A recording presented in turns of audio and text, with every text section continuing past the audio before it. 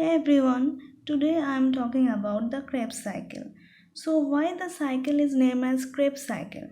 Because in 1937 the scientist Hans Krebs first described this cycle. That's why it is known as Krebs cycle.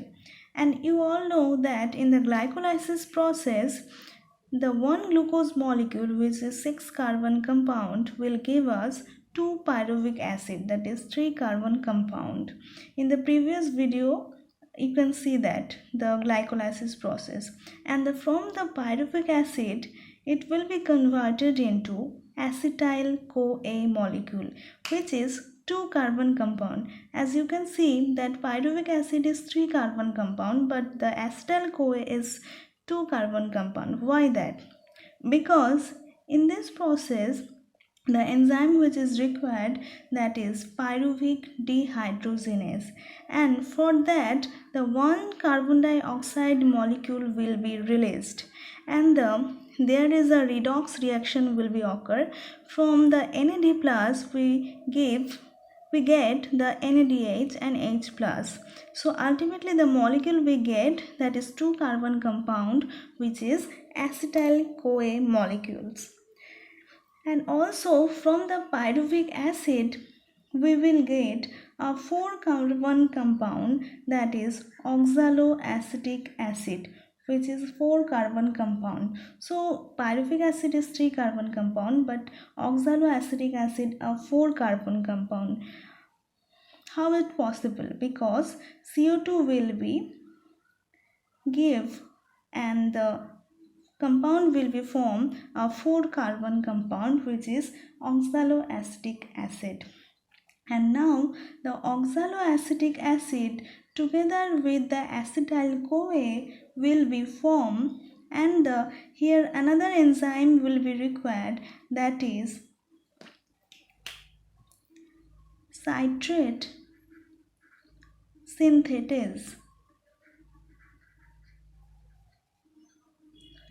So and water will be absorbed, and we get a molecule named as citric acid. As you can see that oxaloacetic acid is a 4 carbon compound, but the citric acid is a 6 carbon compound. So how is it possible? Because the acetyl CoA, which is adding with the oxaloacetic acid, which is a 2 carbon compound, that is 4 carbon plus 2 carbon compound, which will get the citric acid, which is 6 carbon compound.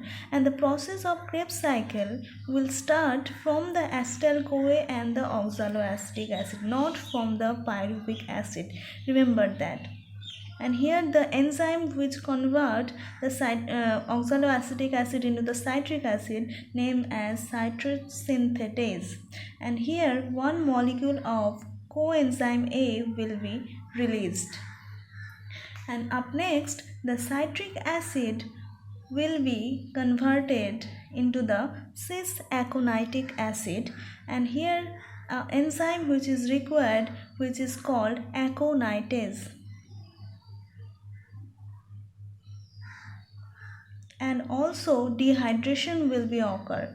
So one molecule of H2O will be get out, and here we get a compound known as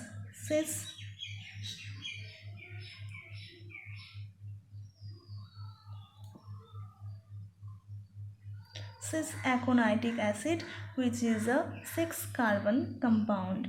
And in the next step the one molecule of water will be added, and here another enzyme is required, that is called aconitase. And this citric acid to cis-aconitic acid will be reversed, and cis-aconitic acid to isocitric acid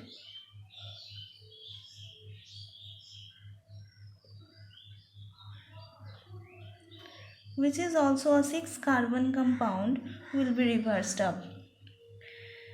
In the next process, here is a redox reaction will be occur, so that the NAD plus will be converted into NADH plus H plus.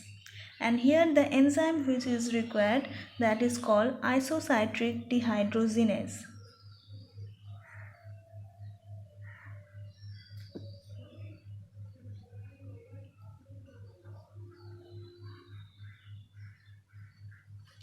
And we will get the compound named as oxalosuccinic acid,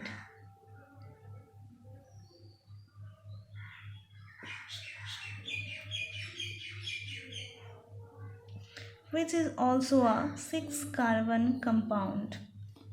Coming up to the next,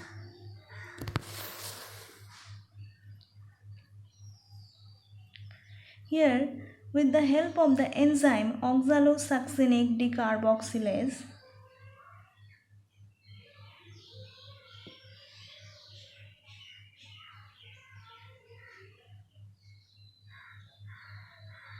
the CO2 will be given out and we will get a compound named alpha ketoglutarate acid.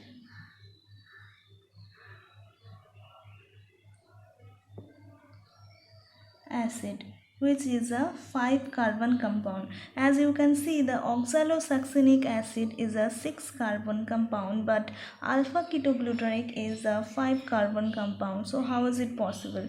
Because in the enzyme of oxalosuccinic decarboxylase, the CO2 will be released. That's why the molecule will get that is 5-carbon compound.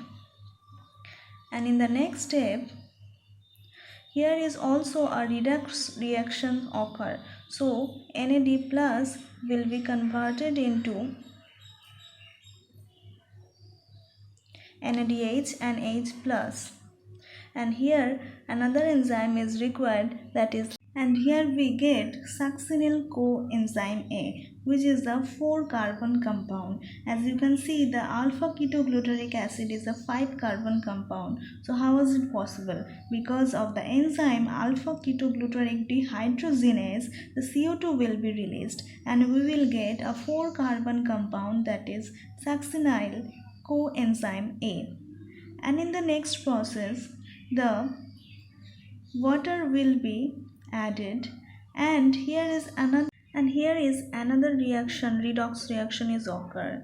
From the GDP and inorganic phosphate we will get a GTP molecule, which is a ATP molecule. Look, and also the water will be added and the enzyme which is required, that is succinyl thiokinase.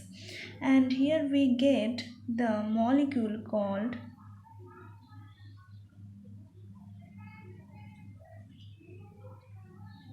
succinic acid, which is also a 4-carbon compound.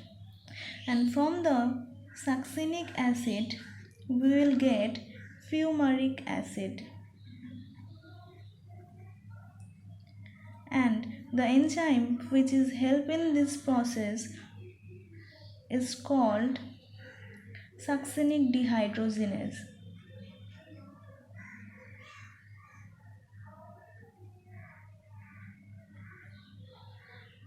And here is another redox reaction will occur. From FAD we will get FADH2. And from the fumaric acid, which is also a 4-carbon compound, from the fumaric acid we will get malic acid.